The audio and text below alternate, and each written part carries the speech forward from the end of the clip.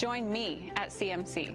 Get engaged and get educated. Join me at CMC. Everyone is welcome. Join me at CMC. Come grow your relationships. Join us at CMC. CMC is real, Authentic conversation. Engage with curious people. Plus, we give you access to thought leaders. Be informed, be inspired. Through community conversation. Come here and meet your neighbors. Be here in the room. ask questions, Get answers. Connecting people and ideas. Learn about Columbus. Who will you see at CMC? Join me at CMC. You're invited. Watch us on live stream or in person. You're invited. Join the conversation. You're invited. Welcome to CMC!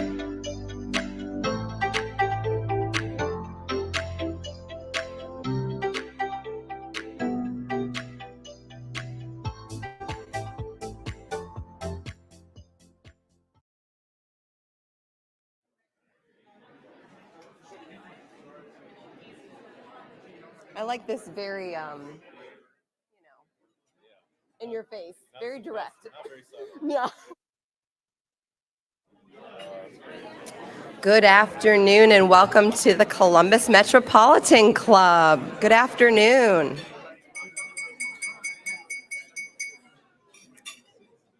Good afternoon and welcome to CMC. So founded in 1976 by 13 visionary women leaders, CMC's mission is to connect people and ideas through community conversation. And to carry out its mission, CMC explores public policy issues, current events, and lessons in leadership every Wednesday. From its beginning, CMC has welcomed everyone. So thanks for being with us. I'm Kristen Easterday. I'm the Director of Communications and Public Affairs at the Columbus Regional Airport Authority, and I'm a member of the CMC Board of Trustees. Thank you for that shout out. I also want to give a shout out, and let's begin by meeting some of our newest CMC members. I'd like to welcome Lisa Hallam and Rosalie Fenner with Advanced Drainage Systems, as well as David Williams. Welcome to CMC. If you are not already a member, please join us, and it's easy to do through CMC's website. And you'll get to wear one of those sought-after green name tags the next time you attend a forum. Please also take a moment to look at the back of your forum flyers. You'll see the organizations that provide the not-for-profit Columbus Metropolitan Club with half of its annual revenue. And to join these sponsors, please see Jane Scott, our president and CEO. I would like to officially welcome you to CMC's annual Charles Y. and Francis N. Lazarus Revisiting Columbus History Forum. And thank you to today's forum sponsor, Moody Nolan. Thank you all. Today's live stream is presented by the Emergency Response Fund of the Columbus Foundation in partnership with the Columbus Dispatch. And let's thank all of our supporting, all those who are supporting today's sponsors. Thank you. All right, let's get into it. Many American cities have earned unfortunate reputations for tearing down historic structures once they are deemed to be standing in the way of progress. Today's speakers, however, have dedicated their careers to reverse this trend, both in Columbus and elsewhere, by saving historic buildings and repurposing them for new uses. Among their success stories here in Columbus are restoring the Lincoln Theater and the brand new East Market. And if you haven't been, which I have not yet, I hate to say, we're all supposed to go. So let's welcome today's speakers, Brad DeHays, founder of Connect Real Estate, Charissa W. Durst, president and principal historic architect of Hardlines Design Company, Rebecca Kemper, the new CEO of Columbus Landmarks, and our host, David Meleca, director of classical architecture for Moody Nolan. You can learn more about today's speakers in the forum flyer. So David, we look forward to today's conversation.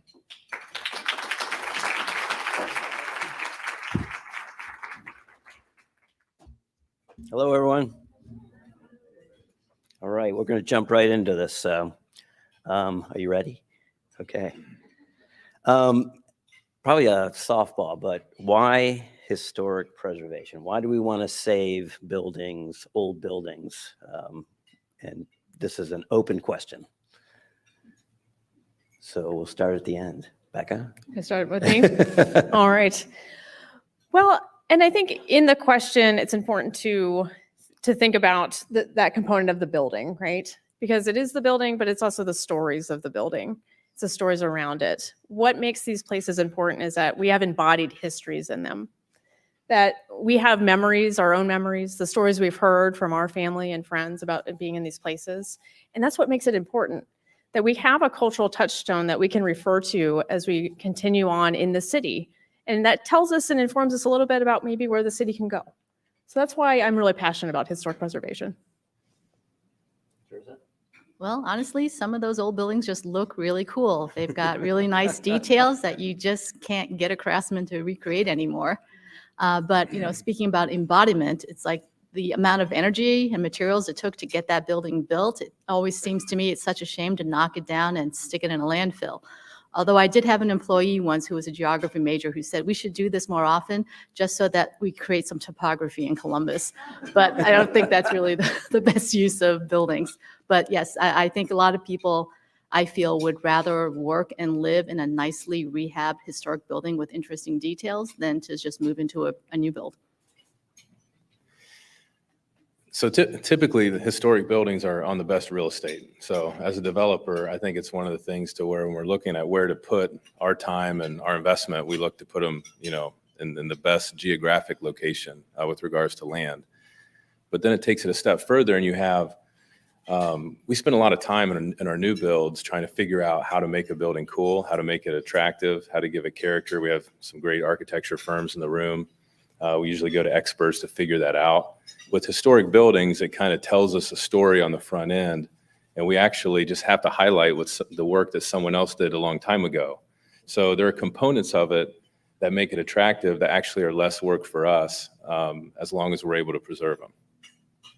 So what do you think one of the biggest losses in Columbus as far as historic buildings? I mean, what do you point at as being one of the missing teeth, I call them? Brad, you want to start? Yeah, I can start.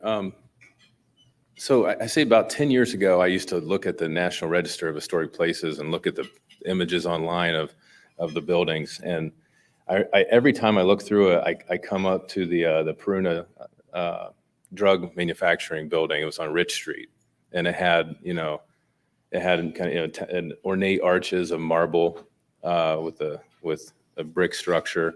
And it canvassed the entire corner. So it's one of those you see in other major cities around the United States where a building looks like it just eats up an entire corner with all of this detail. And then you look down and you see it was demolished in 1973, and then you're like, bummer. But and you look at what's there now, it's a little one-story structure in a parking lot. So that I keep falling on that building, but that's one I always keep coming back to. One that I remember just driving down Broad Street, and I don't remember the name of the house, but there was this white brick mansion with turrets. And one day I drove by and it was gone, and all that was left is the garage standing on the alley. And I remember every day when I drove by that, it was like, that would make such a cool office. One day I need to buy this building and just renovate it. And then one day it was disappeared. So, and I guess there used to be a lot of mansions on Broad Street that one by one have disappeared.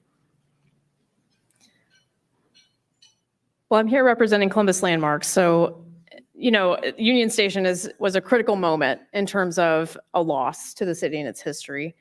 And I think it's important to remember that really sort of forged a lot of our efforts here in the city. On a personal note, there was a building in Grandview Heights, and it was a mid-1900s structure, building of faith, converted into a veterinary hospital. So this is kind of an example of a small building that actually had a lot of meaning that probably a lot of people didn't know. It was bulldozed during the pandemic. But what a lot of people didn't know is that veterinary clinic was the Apple Veterinary Clinic. It was one of the first women to go through the veterinary school at OSU. And it was one of those small things where we have such a critical group of women that know that history. And it was lost. My first dog went to that vet. Right. So what's funny is people in the know really had an issue with that building disappearing, right? So we have a wide spectrum of buildings that mean so much to people. And it's important to know these stories, right? And to feel that loss. Yeah. I always say about buildings, if, and how I measure the quality of them or how they add to the fabric is if they were gone, would I miss them? If that building specifically was not there and something was in its place, would I miss that building? And I find a lot of the newer stuff or even some of the mid-century stuff that it really is inconsequential, I think, artistically. But getting into renovating buildings and, Brad, you just, finished are working on a major renovation of the trolley building or trolley district now, right? Tough thing to do. One of the things we're seeing a lot is these are going on the historic registry to try to get tax credits for them. Can you talk a little bit maybe about how did you approach that project and historic preservation and getting on the registry with that? So that project, what's amazing is when we named it the Trolley District, we actually had to call the city to find out how do you name a district, and they said I have no idea, and then I got a call back. They said we think you just name it, and it felt incredibly odd, to say we're just gonna call it a district. But when we started looking at it, it's 5 buildings, 3.5 acres, and we're working with Schooley Caldwell on the apartment complex across the street. And as we started looking at, okay, are we tax credit eligible? It was in a historic district. So it was a contributing structure in a historic district that someone else had already done the work to make it eligible. So it qualified. But there's 2 types of historic tax credits. You have the federal, which you get as long as you're qualified. And then the state is a competitive process. And the criteria are the same, they're redundant, but the same time as you have to go through one of those 2 rounds. And we lost the first time through. And then because we just didn't score enough. And Columbus's success has hurt us in this area in the state tax credit program because there's census tract data that it puts us behind Cincinnati and behind Cleveland because we've been successful over the last decade. And what happened there was I had to actually buy the land across the street to be able to have enough project leverage to do the tax credits. And all this took time. It took an incredible amount of time. And the complexities of tax credits beyond that and other programs, it could take up this whole hour, so I'll stop there. But it's something to where once you lock them in, there's not a lot of flexibility.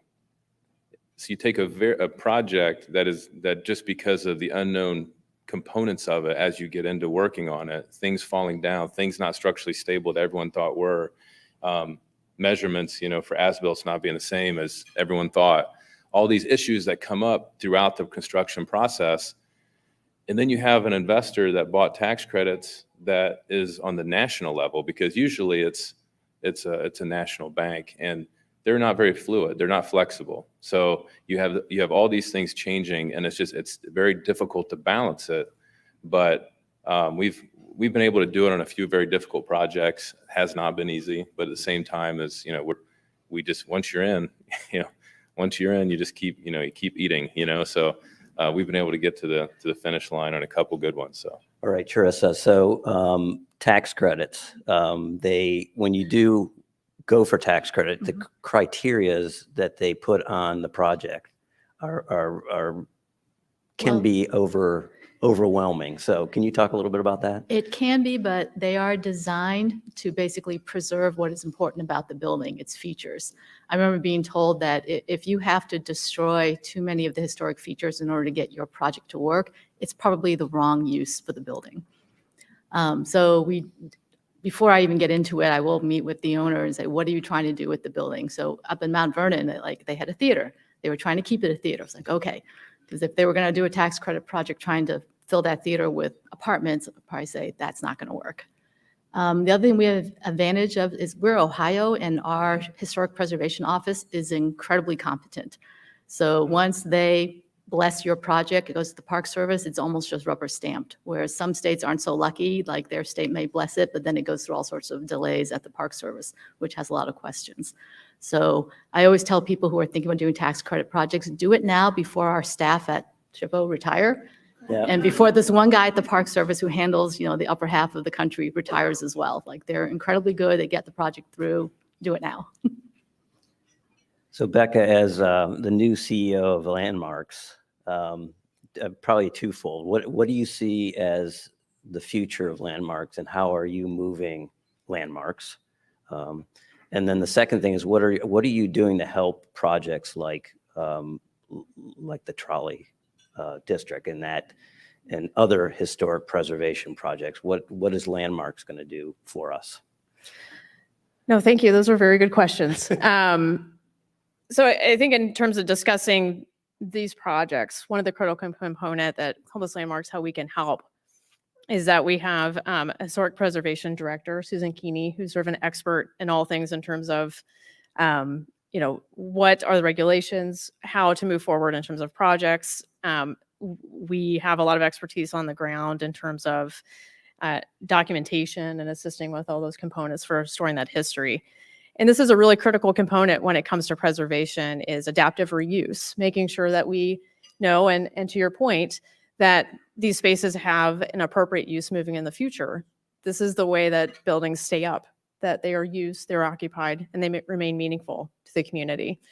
And so my role here as CEO is really continuing pushing that forward, maintaining our expertise and our connection throughout the community for individuals that are wanting to undertake this challenging work and go through all of those hurdles to make sure that we have a thriving and vibrant urban fabric here in Columbus.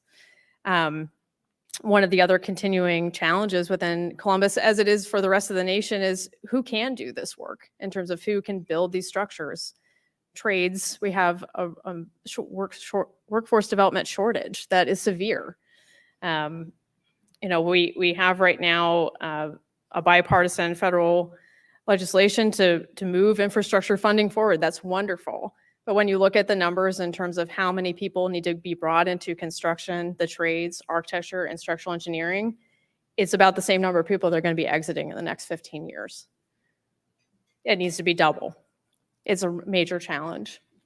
And so some of the things that Columbus Landmarks has started to do, and that I'm really excited to forward in this role, is that we're working with programs like Fort Hayes to develop the next generation of skilled craftsmen, that we're introducing young individuals to this with Columbus, and we're working side by side with Columbus Public Schools. We're really excited about that work.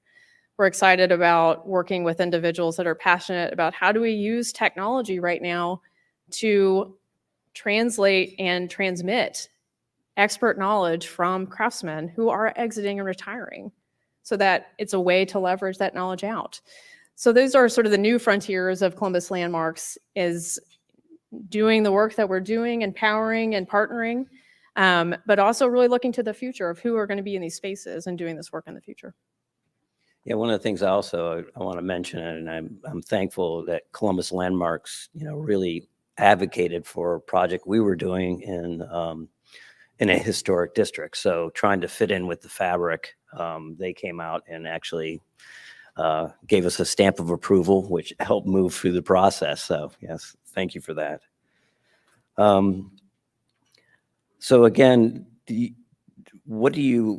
guess going to Brad, let's talk a little bit more about these projects and how difficult they are, and dealing with specifically Columbus.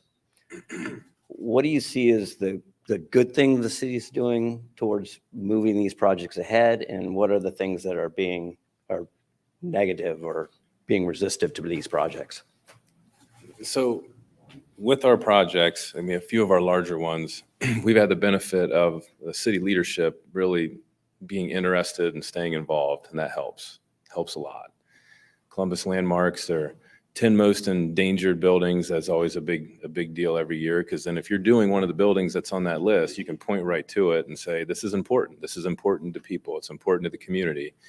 And our leaders have gotten that. And it really, when you're going through the drudge of trying to plan a project like of this magnitude, you really want to make sure that as a developer, sometimes you have to go and obtain zoning that people don't want. Sometimes you have to go and stand up in front of the firing squad, we say, and try to obtain things like abatements and things like that. But when the city leadership is on board, it really helps. And Municipal Light Plant, obviously it was a city-owned building. They were on board. Trolley District, they were on board, genuinely interested. And then that bleeds down through the administration, bleeds down into code enforcement and plans examination.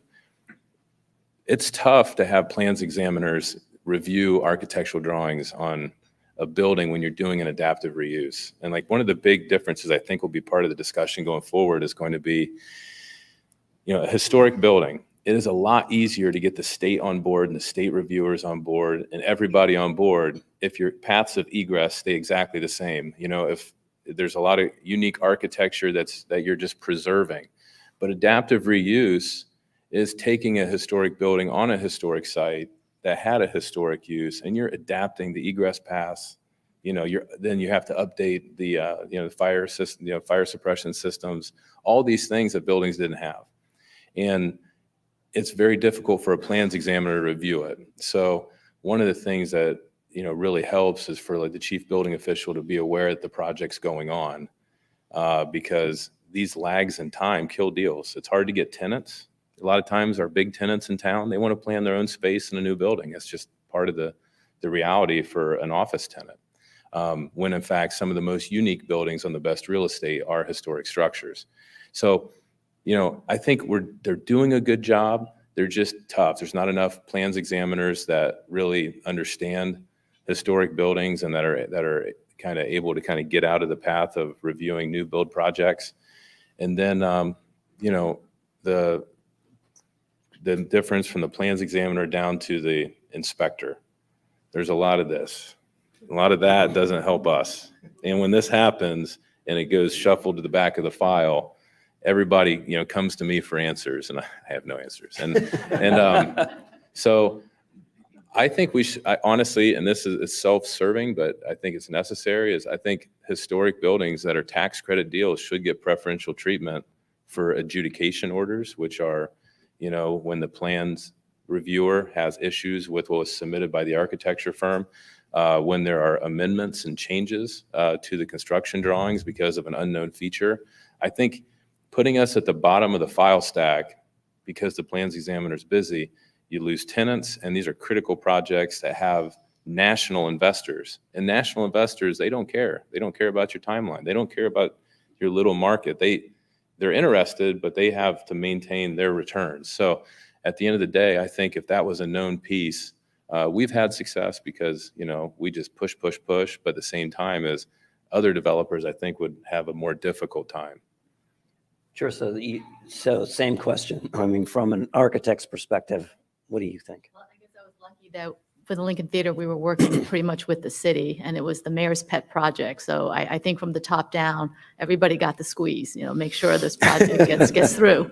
And I think the major difficulty, we had to close an alley and reroute some water. And, talking to the water department, they just flat out said, our records aren't very complete. The urban legend is that somebody who had been there for a long time had all these drawings in his car, and when he retired, the drawings just went with him. So there's this big blank. So I was like, well, how do we know? And they just said, well, we just shut it off and see who calls to complain. And then we know. I'm like, really? And then, hope nobody from Columbia Gas is here, but it seems like every time we have gas company connections, it always gets held up because they work on their own timeline and nobody can tell them to go any faster. Want to kind of move into a different question or a different realm of this. We talked a little bit about at our table about the fabric of Columbus and how streets and widths of streets and one-way streets and how they affect preservation and keeping and just how a downtown functions. Becca, do you want to talk a little bit about what you saw in the 50s or know about the 50s and 60s that changed and transformed, say, Columbus specifically? Sure. And I think it is a really important question to think about traffic flows around these structures, right? We can't really appreciate them if we're zooming by. It's harder to have a connection if we're not allowing for pedestrian ways to feel comfortable or even bicycle ways to feel comfortable, right? And so here and in many cities across the nation during that time period, it was not just car centricity, but also just ways of being concerned about evacuating cities and quickly and making one-way streets and making those ones where you can get out. Cold War era concerns as well. And it's unfortunate. I mean, in what's been wonderful to see within the city is sort of a a re-examining of places that were one way and thinking of creatively about smart street connections, also having bump outs, things that slow traffic down. It's important for the vibrancy of city that we maintain some leisurely activity around these spaces too, right? And that it's comfortable, that we can walk places, that we can have that connection. So it's to maintain that importance and to actually have that cultural touchstone, you need to be able to get to it and to get out of the car too. And it's important too, as we move to an era where we really do understand about environmental sustainability. The most green building is one that's still standing. About half of our landfill waste is construction waste, right? Yep. So if we're not valuing these cities because we can't have connection to them and a personal connection, walking up to them, we might knock them down. And not only is that kind of wasteful from a emission standpoint of how we're traveling, but it's also problematic in terms of our built structure and how we're maintaining that and how we're living. And I know we talked a little bit about, traffic engineers. I mean, their goal is to get people in and out of places quickly, especially downtowns. Brad, you want to talk a little about how that affects retail? I know probably, and retail specifically. Yeah. I mean, so I'm a Midwesterner, and being a Midwesterner, I love my car and I like driving places. And I like getting, I coach kids sports. I like getting home quick after work.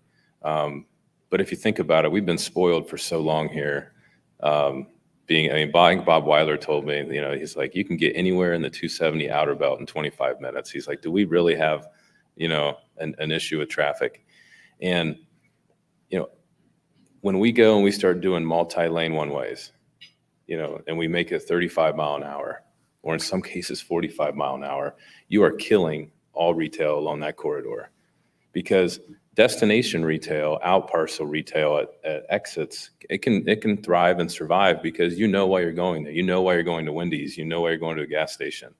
But when you're talking about what we consider transient retail, which is on a sidewalk that maybe you're not going to park right in front of it and be able to get in, we need a little bit of congestion. So like when we go to try to put a retail business in, we have a Grandview Cafe, which actually it's not even in Grandview, it's in Columbus, but it's 25 mile per hour and it's congested. But what it does is it allows people to actually look and see what's going on. It creates this vibrancy of where cars are not whizzing by, so people can comfortably walk on the sidewalk, comfortably find a place to park without getting panicked. And for us, we want to see that downtown. And I think, if that could happen, then people actually might make the decision, okay, it's 5 o'clock. Well, you know what? I actually don't have to be home till 6. I'm going to avoid the rush hour and I'm going to go to the local coffee shop again, or I'm going to go to the local bar for happy hour, or I'm going to go, visit somewhere to get some kind of merchandise, by a local shop. I think that's really critical. As we grow, we kind of need to slow down, in my opinion, especially downtown, because no matter what, we're so far ahead of everyone else with regards to ease and logistics that I think if we start to embrace what may for a short amount of time be uncomfortable, I think our retail businesses will thrive. I think people want to live more downtown because once you have retail, more residential comes around it, more offices come back. But it's a shift that has to, everybody has to embrace it. Right.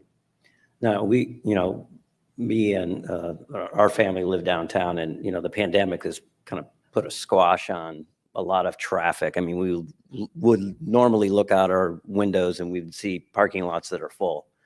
I would say that they're 20% what they used to be, and I think we are definitely going to see a change in how people work. That there's going to be less people coming into offices on a daily basis. Again, I think that's another thing that's going to overlay, that's going to affect how, retail can and will develop. But, for a positive aspect of that, there is less congestion downtown right now. There's more opportunity for living. So more opportunities for new businesses to open up and become, a vibrant part of the downtown. I wanted to talk a little bit also ask a question about, what you see are maybe contributing buildings. What does it mean to be a contributing building in a downtown? We hear that a lot. Why do we want to keep a building? Or what buildings get torn down and what don't get torn down? A lot of times the criteria is they're contributing. What does that mean to you, say? Charissa, why don't you start with that one? Well, I guess since I'm also an architectural historian, I actually write National Register nominations. Yeah, contributing building is just any building that's over 50 years old that still retains enough of its contributing features. And in my mind, that if the people who originally built it came back to life and looked at it, they would still recognize it.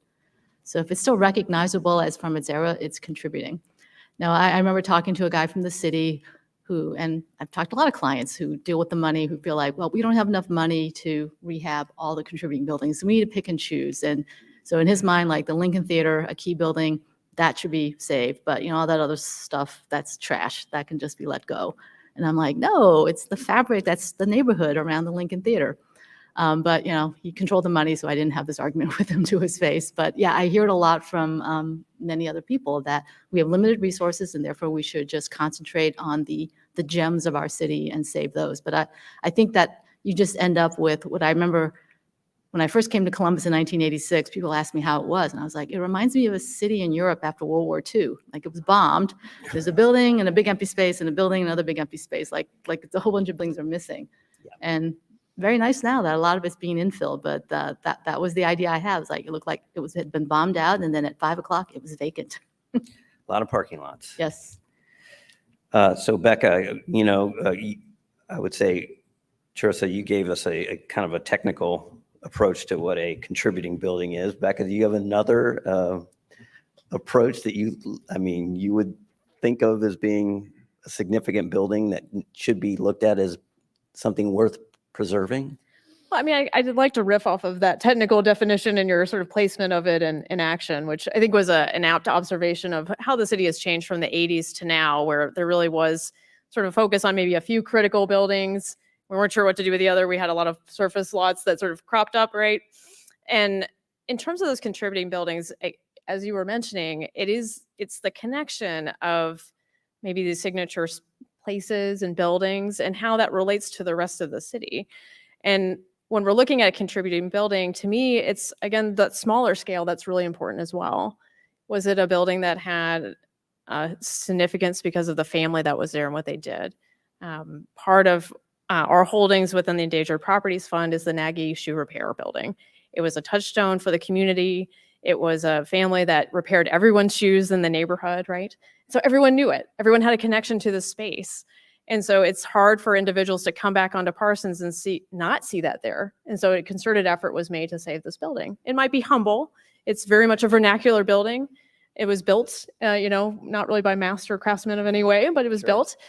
But that's an example of a really good example, I think, of one that's contributing. It contributes to the overall history and culture that was there.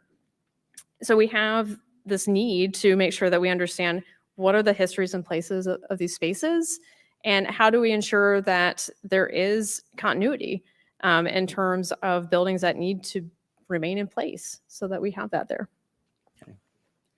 So, Landmarks, you mentioned earlier, has the most endangered sites that they do a list every year. Do you have a particular building that you have identified personally as being something that you would love to see saved and renovated into a new use of some sort? Brad, why don't you? I don't want to give away something you're looking at today, but because somebody else might just jump on it. A long time ago, I used to keep my cards close to the vest, and I realized that there's no one looking at them. So what's the matter? What's the matter? You know what I mean? Just set them on the table. So we partnered with the Columbus Partnership, and we purchased the Ohio Department of Job and Family Services building, which is right behind Rebecca on the picture there.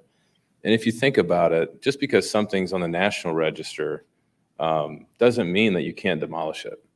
So when you're talking about something on the streetscape, someone that's not a buy and hold strategist or an adaptive reuse person would look at that and say, well, we're going to scrape this thing and build a high rise. Imagine what that would do to the layered depth of our riverfront. If we just built a big building, because the lot goes all the way visually to where the tall marble building is.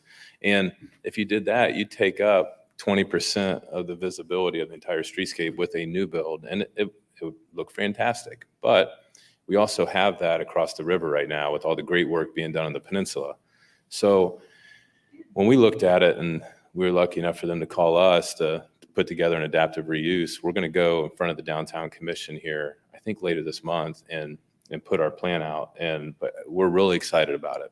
But then again, on an adaptive reuse, it's more difficult from a State Historic Preservation Office perspective and National Park Service perspective, because we have, there's a difference of adaptive reuse in a museum. And, museums are having a tough time right now. But here's the thing, if we try to make everything a museum, then we're going to have a lot of failed businesses, So with these buildings, adaptive reuse is so critical. There are amenity things that you need. There are things that you need to modify to make them modern, to make them attractive to people, because there are some things with the context of a building that you have to maintain if it's historic. So this is going to be one that, we're going to push barriers a little bit. And I think it needs, to maintain the skyline that's necessary. And we're going to ask for support from Landmarks, which they've always been fantastic, some of the larger architectural firms that do that kind of work. And we're going to see if we can, get the National Park Service and the State Historic Preservation Office to allow us to do something that'll really improve the riverfront of Columbus. Charissa? Well, I live in Clintonville, and I remember seeing like a lot of the older homes on High Street. They get demolished, and this new 4-story kind of condo retail building pops up. And I saw one funeral home get demolished, and it was a beautiful building with that green tile roof. And my husband was like, "Well, why didn't you guys buy it?" Well, it's $750,000. It was a little much. But then we saw a little for sale sign for the little one-room schoolhouse that's just north of Graceland. So a friend and I we just rushed in and we just bought it because we were terrified that someone would just buy it and tear it down. So now I own a one-room historic schoolhouse. And it has gone to the dogs because literally a dog groomer had been in that building for 40 years. And she finally retired this year. So I think now we're actually going to start carefully demolishing things and see to what extent we want to bring it back to a one-room schoolhouse. And maybe move into it. Who knows? All right, now you. All right. No, and the endangered properties list, it's one that it's a list that we've compiled across our membership, community members. They've all given us input on those buildings. And it's just our joy to give that information back out to the community on what's high priority. I'm going to go a little bit off script, but it is a building that we're working with right now, and it's on Monroe. It is not currently on our list because it is actively being worked on, and we are helping with this property owner bring it back piece by piece with our own expertise. And it's incredibly difficult because as an individual property owner, Brad, you were talking a lot about how challenging it is for you to get capital funding. So this is just an individual whose family was touched by Vincent Walters, who was a notable jazz musician and had essentially a music academy running out of his home. Many generations of students, when we were doing workshops, came back to visit and say how much this place meant to them, that he was more than just a jazz musician, that taught them more than just piano, but how to be someone that had pride in their work and how to go for whatever goal they wanted, just through effort and sheer determination and commitment, that he used the piano to convey those values. And it's a building where, we're having to help deal with, there's been a few environmental complaints. We're getting it back up to code. We're trying to get utilities back on, but it's a wonderful building that with just a lot of concerted effort and attention from the community, we can help save. Yes. But it is an tenuous position.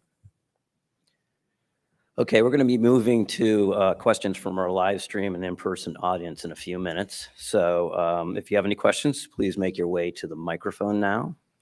If you're watching online, please type in your questions into the chat. And before we take those questions, we got one more for the panelists. So we need, younger high school, college level people to start moving into this field. So what advice or what would you tell them based on your experiences about moving into this area of preservation?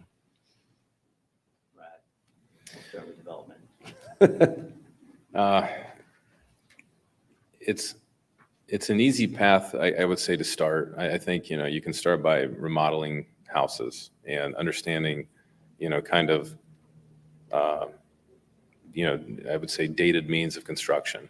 But in fact, all construction is dated. It just, things get bigger and more complicated, on the technical side with mechanicals. But I think that's a path for people to get into real estate investing. And then some people that want to, have a little more creativity and try to, figure out how to grow.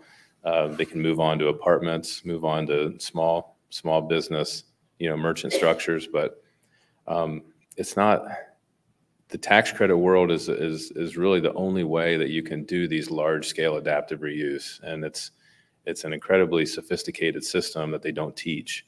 So I think that perhaps that may be, something that a college could take on as a master's course or something, because, it's amazing how many professionals in Central Ohio work on, we call them one-trick ponies, but like they work on one program. They have no idea how to do the other. And then it would be nice to have more people that are generalists that understand it, because then you can use multiple programs to save the big stuff. And that's the only way to do it. That's the only way we did it.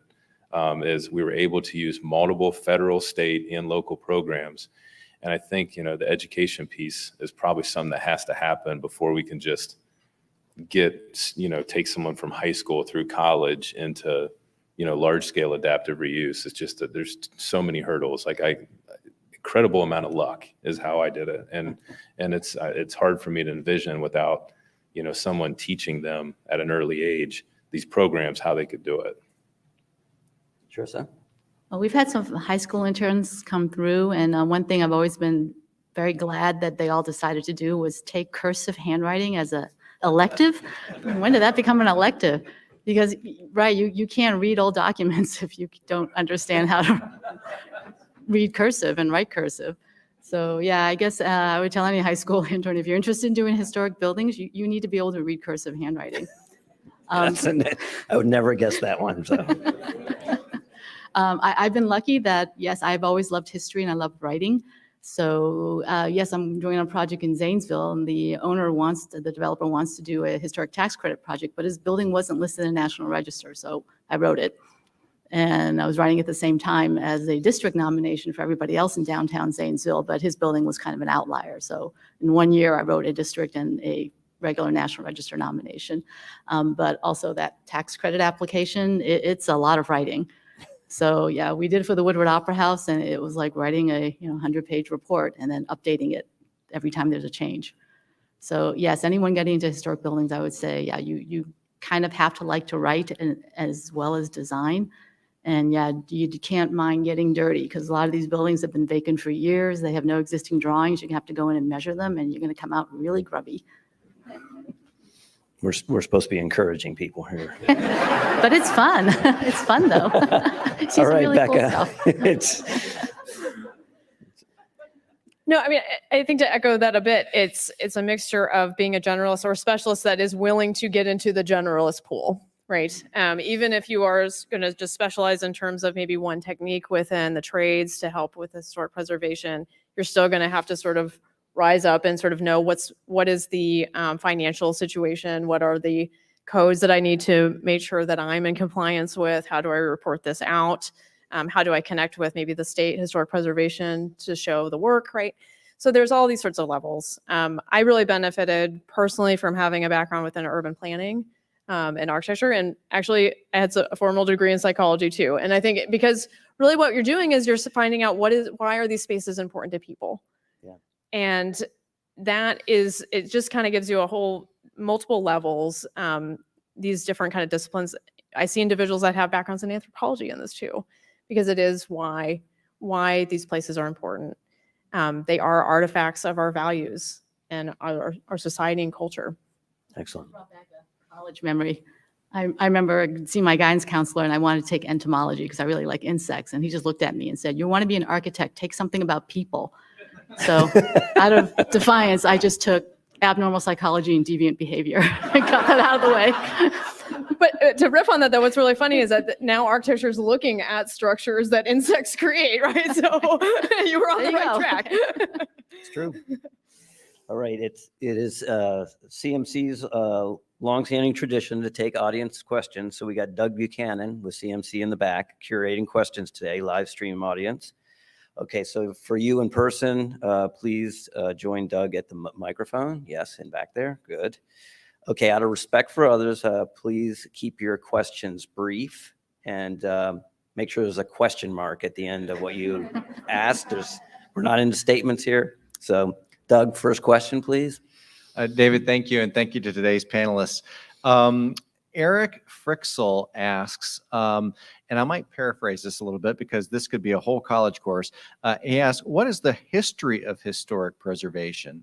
So maybe I'll focus that in just a bit and say, when you think about historic preservation and its history in Columbus, what were kind of the crystallizing moments? You know, when did Columbus realize, oh gosh, we really need to work harder and collectively to save some of these fantastic structures? I think the real catalyst was with the Union Station in 1977. And really, it's not that buildings had not, with historic significance, had not already been knocked down at that point. But you had Daniel Burnham's structure. You had a court order not to proceed with the demolition. And you had actually what were the founders of Columbus Landmarks as interns and junior members and starting their careers within the city, being the runners and running up documentation for a midnight judge to halt, right, and to save the last arch. And I think within the city of Columbus, we have that immediate history of what preservation is. From a national standpoint, we see different iterations of historic preservation being important, actually at the founding of our country as well. Concerns that we had founding fathers' homes that needed to be preserved and what that should look like.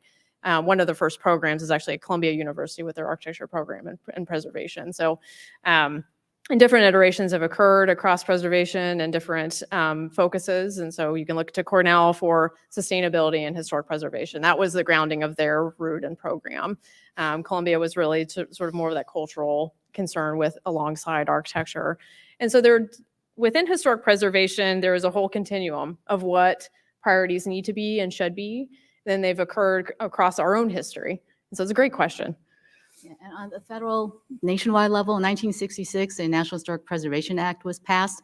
And that meant that any project that had any federal funding or permitting or any federal requirements had to take into account cultural resources, which included historic buildings, historic places, archaeology sites.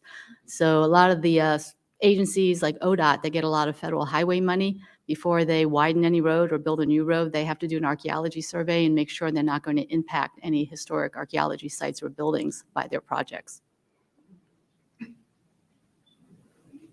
Thank you. My name is Brent Foley. I'm with Triad Architects. Charissa, it's good to see you outside of a GVC commission meeting.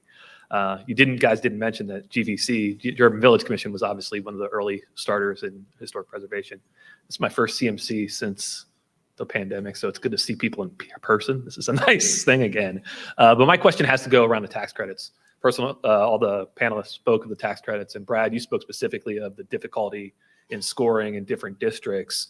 In our experience, there's also difficulty in scoring in sizes of projects. Those large projects and small projects tend to be less competitive, and they tend to be easier to get the funding, and those middle-sized projects tend to not be able to get, or be a lot more competitive and not get the projects. What can we be doing as architects, developers, different people to advocate to the state to increase the funding? We all hear rumors of that happening, take the budget lift off and those types of things, and try to make these buildings get saved. So I think for the small pool projects, which is construction costs, qualified construction costs less than $1 million, could get up to $250,000 in a state tax credit. I think that organically is going to keep occurring. I think architects can continue to educate people if their building qualifies, if they're in a historic district, what can be done to obtain those credits.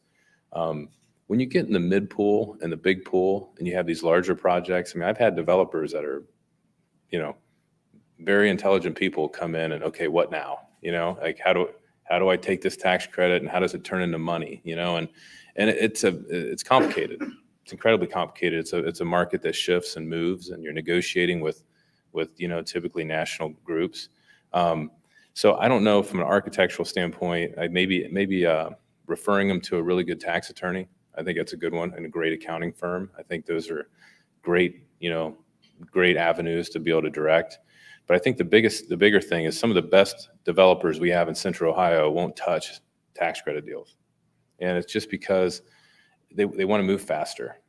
And, you know, like we have this whole thing with adaptive reuse right now that's a major problem, where we're trying to hold dinosaurs to be dinosaurs, and we need to get them to run like, you know, like cheetahs, you know what I mean? And it's hard. And like we need to really be able to focus in, and we need everybody to focus in that, hey, if we're doing an adaptive reuse and we can maintain historic fabric on a building, you can still get tax credits. We're gonna push the National Park Service. We're not just gonna take what they're gonna say and try to reiterate how they're gonna interpret it. You know, state employees at SHPO work for the state. They work for Ohio. You know, the funding comes from Ohio. You know, represent Ohio development, and that's what I think will get some of the big boys, you know, and females into the space. And I think, you know, if we can do that and we get our big developers willing to incorporate historic structures into their development, I think we're going to see a lot more big projects happen. We're going to see a lot more historic fabric, you know, live on. Well, and as for those small projects, I would say if you have a very small project, even if it's only like 250,000 and, you know, tax credits are just a little bit of it, just submit it. Because I remember working on a project, I did it for pro bono, but I was amazed that the project got approved for tax credit, because in my opinion, the guy who submitted it just didn't do a very good job with the application form.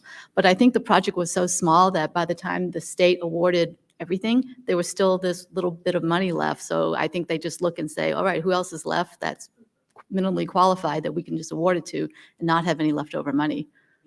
And I swear that's just me thinking. Because I worked on the document and I'm just like, oh, I don't know. But, you know, he got it. So there's a way. Thank you. Gretchen Hummel asks, what do you think about the Columbus Historical Society's plans for Engine House 6 and the Harrison House, which I believe is in Franklinton?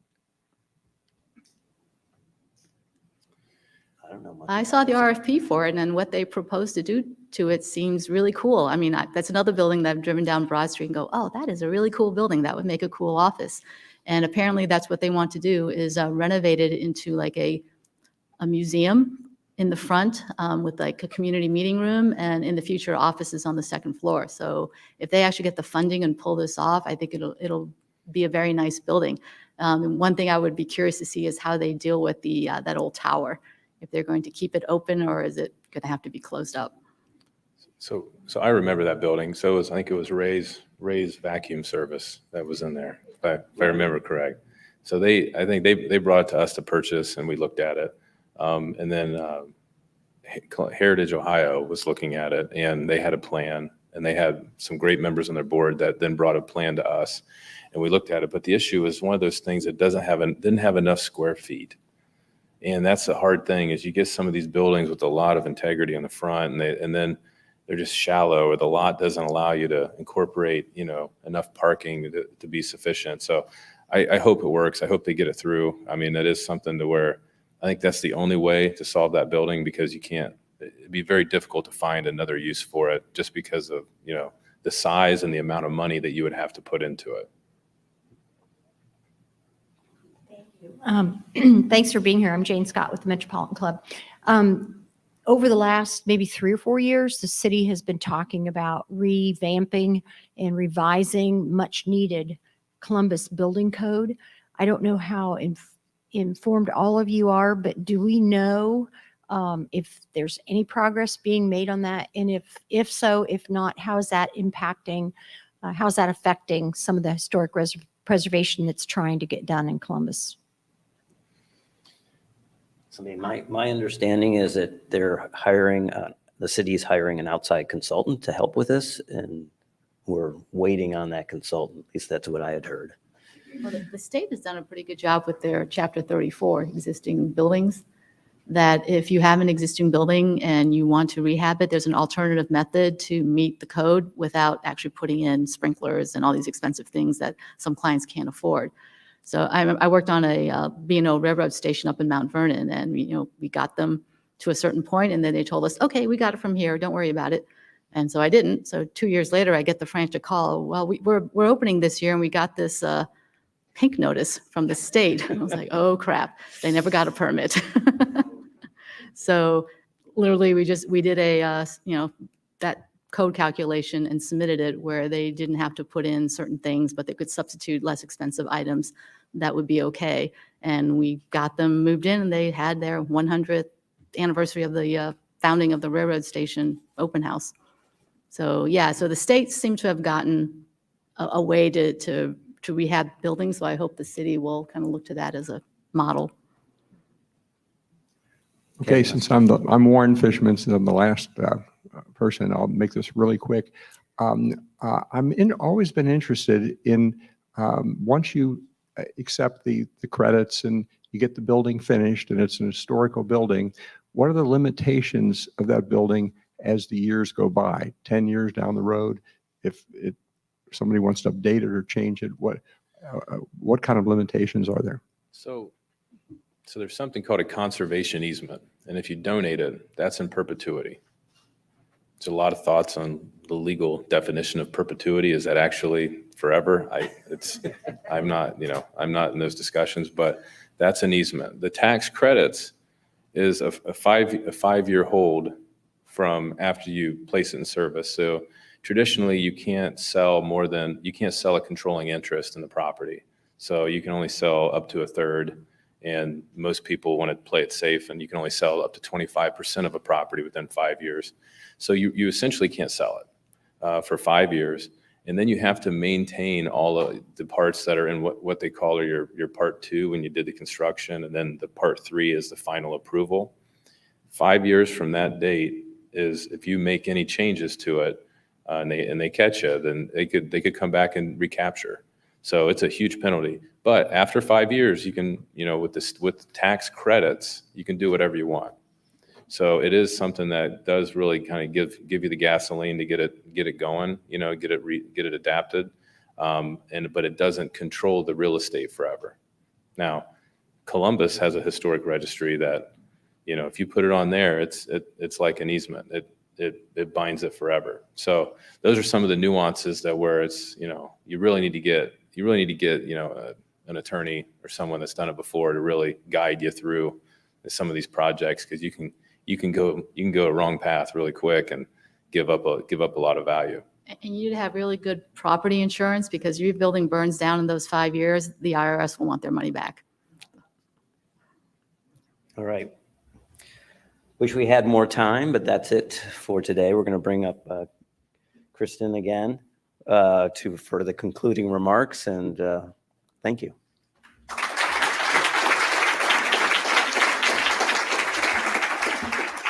Well, I hope everyone found today's forum as inspiring as I did. One thing that I'm going to take away is, Columbus has had such an interesting and bold past. And I think with the experts up here and many of you in the room who are so passionate about our history, I think that we're going to see many of these buildings in the future as well. So thank you for all your work in this important space. I'd like to thank also the Charles Y. and Francis N. Lazarus Legacy Fund and our today's sponsor, Moody Nolan. Thank you so much. Thank you to our online virtual seat patrons and to the Emergency Response Fund of the Columbus Foundation, and for presenting our live stream in partnership with the Columbus Dispatch. And of course, for our speakers today, Brad DeHays, Charissa Durst, Rebecca Kemper, and our host, David Meleca, thank you so much. Please make plans to join us next Wednesday for Ohio's Electric Future, AEP's Perspective, and that'll feature AEP executives Nick Akins and Sandy Nessing, along with our moderator, Andy Chow. Thank you all for joining us. We could not do this without you, and we look forward to seeing you next Wednesday. Thank you.